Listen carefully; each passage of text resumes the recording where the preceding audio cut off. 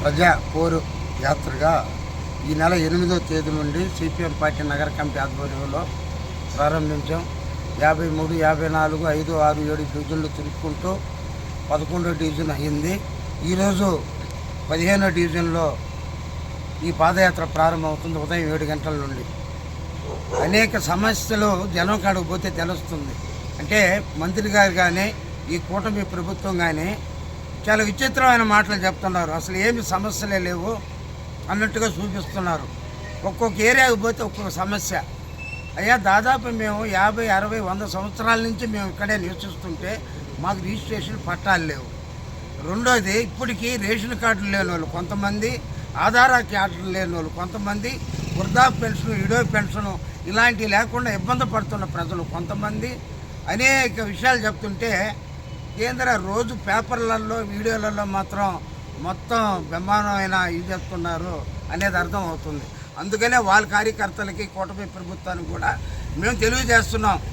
ఊరికే పోవటం, ఒక రోడ్డు ప్రారంభించటం, టెంకాయ కొట్టడం, చెట్లు వేస్తూ ఒక టెంకాయ కొట్టడం అవి కాదు. జనానికి ఏ సమస్యలు ఉన్నట్టు అనేది మీరు కూడా తిరగండి, అప్పుడు అర్థం అవుతుంది. అందుకని మేము తెలియజేస్తున్నాం. ఈ నెల 16వ తేదీ ఇంకొక 3 రోజులు కూడా ఈ పాదయాత్రలు ఇలాగనే కొనసాగుతాయి. 16వ తేదీ DKW కాలేజీ కాడ నుండి ఈ వచ్చిన వ్యక్తిగత అర్జీలు కానీ, అలాగే నగరానికి సంబంధించిన కొన్ని కార్యక్రమాలు, కొన్ని దగ్గర పైఓవర్లు లేక, కొన్ని దగ్గర కలవట్లు లేక, కాలువల్లో మురికితో దోమలు అయితే విపరీతంగా పెరిగిపోయి ఉన్నాయి.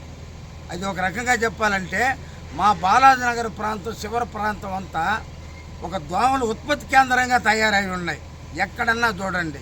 దానికి నివారణ మాత్రం ఖచ్చితంగా చేయట్లేదనేది మా యొక్క పార్టీ అభిప్రాయం.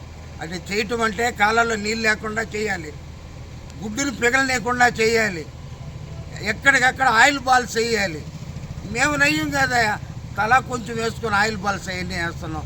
ప్రభుత్వంగా అనుకొని చేసేదానికి ఏమి లక్షల కోట్ల రూపాయలేమో చెట్లు పెంచేదానికి చేస్తున్నారు. ఒక పేద మేము మన బోడుగోడు తోటకాడికి పోతే ఒక ఆమె 18,500 కుళాయి పన్ను అంట. ఆ ఇల్లు కూడా 50,000 ఇల్లు చేయదు. ఆ నివసించే ఇల్లు ఒక 50,000 ఇల్లు చేయదు, 50,000 ఇల్లు చేయదు. ఇలాంటి ఇబ్బందుల్ని జనం పెడుతున్నారు. రెండోది, దాదాపు మన నగరంలో 1,00,000 ఇల్లు ఉంటే 50,000 నుంచి 80,000 ఇళ్ళకి ఈరోజు లాయర్ నోటీస్ పంపిస్తున్నారు. మీరు ఇంటి పన్ను గట్ల, కుళాయి పన్ను గట్ల అని. పోయినసారి అయ్యా 1,000 కోట్ల రూపాయలు ఇదే మినిస్టర్గా ఉన్నాయని తెచ్చారు, నగర అభివృద్ధికి పెట్టారు. ఆ డబ్బులన్నీ కట్టేది ఎవరు? పేద ప్రజలు, నెల్లూరు నగరం వాళ్ళే కదా. ఈరోజు మళ్ళీ మీరు ఆ పని చేయటం ఏంది? రెండోది, పోయినసారి ప్రతి ఇంటికి కుళాయి అని చెప్పేశారు.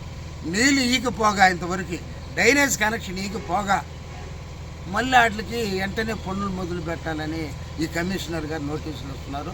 కాబట్టి ప్రజల సమస్యలు పరిష్కారం అయ్యేదాకా మా పాదయాత్ర కొనసాగుతుంది.